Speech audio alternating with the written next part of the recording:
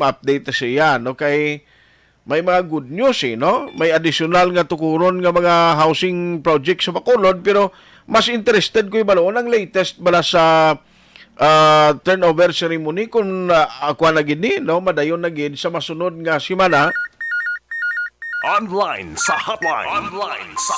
Isa sa mga frontliner nga nagabulig para sa sining housing program sa Bacolod sa national government ang nagabulig diri ang executive assistant sa Office of the Mayor. We have Sir Rodel Parcon, cluster head sang housing project. Now, sir, may aga si imo Sir Rodel? May aga. May aga. May aga man sa tagpalamati sang Action Radio. Sir, maingagaw lang ko sa imo kay nagligad na muno kag may schedule na kita. What was the latest, sir? May confirmation na gid madayon na gid ang turnover ceremony? Ang nabuyan nila sa aton nga pitsa ang January 25, no?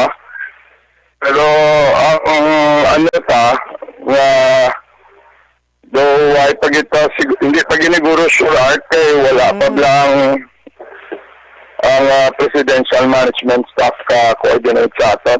Pero anyway, Art, ang importante lang gid nga ang project niya is ready, no? So, ang aton nga first building tapos na naman na halos, no? So, may ara naman ta 173 ka manog Sulod bakal. na. Okay. So, kung gusto ta pasudlan ng project within the month or early February, okay na gid tani. Okay. Pero ang ginalagas lang na nga makakadtugi diri si President BBM para sa turnover.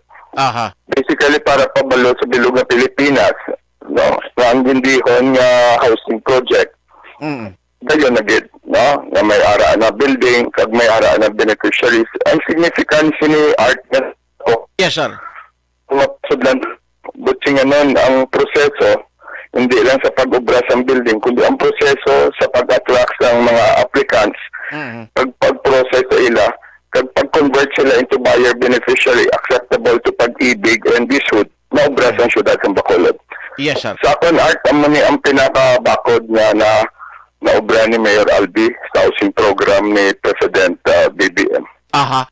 So, away man kung hindi, away man siyang formal turnover ng matigayon, importante nga ara na ya sige-sige na ang pagbaton kag may mga na-qualify na nga manog sulod nga beneficiaries kag buyer. Tagpunta na unta Art ang target ni Mayor kag ang napirmahan niya nga agreement with the Sudan Pag-ibig 10,000 units na ya ang nakaalokar para sa kulod, no? Pero ang kasugtanan gid sa Chairman Consortium na nag-obra sa aton is 20,000 units.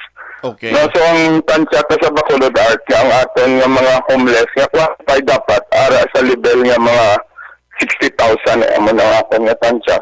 So kung mag-respond lang nga mga taga Bacolod, mag-apply sila kag mag-avail. No? So ga-hope kami ni Mayor na sa 2025, no?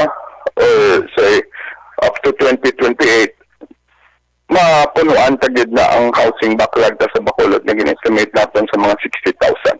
So ang sa ako niya Art, ang ako niya pagtanaw na madamo sa Bacolod ang homeless nga membro sa Pag-ibig. Sa so, pamangkot ko ng Pag-ibig kung pila ang ara sa ila nga record yung pamangkot na sila last year ang sabat nila sa ako na sa mga 120,000 and only a few percent na naka-avail.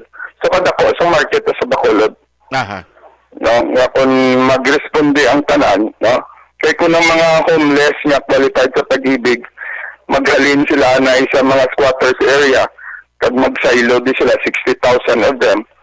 So ang ato niya mga squatters area, mangin dutay na lang mabilin. Aha. Kag sa programa ni Mayor, ginsugo igig ko na Rodel hindi mo gid pagkalipatan ang mga mabilin nga informal settler families.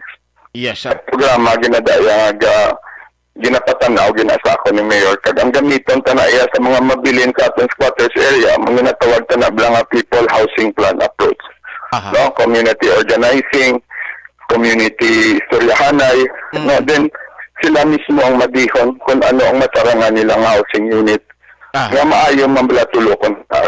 So I guess 2025, 2028, kung mag-responde lang gid ang mga bakulod nan, masulbar tigin na ang problema ta sa housing. Both sa homeless na pag-ibig qualified, kag ang mga informal settler families nga ara sa atong squatters area. Aha. Anyway, ang namin ipagigay may mga additional pagin nga gina-expect nga zone to rise sa Banago kay Estefania nga mga 6,000 units sa Manila kuno. Oo. Actually, kung tanawon pa nga doon na housing 60,000, ang sa Banago, it is about 4 to 6,000 units. May ara man si Charles Dumangkat ang Humolya na mga 2,000. May ara pat Bredco, no? Aha. Sa Barangay 35 may 4.6 hectares na property ang PCGG Okay. na ginaistoryahan ta na itong government housing program ni Mayor Albi. Aha. So, keep us posted na lang, sir, kung saan o gini dayon hopefully makakadto ang presidente para nga ti makita man to sa bilog nga pungsod nga iya sini nga pabahay program ang pilot area nga napilian ni Bacolod tinangin successful daw muna.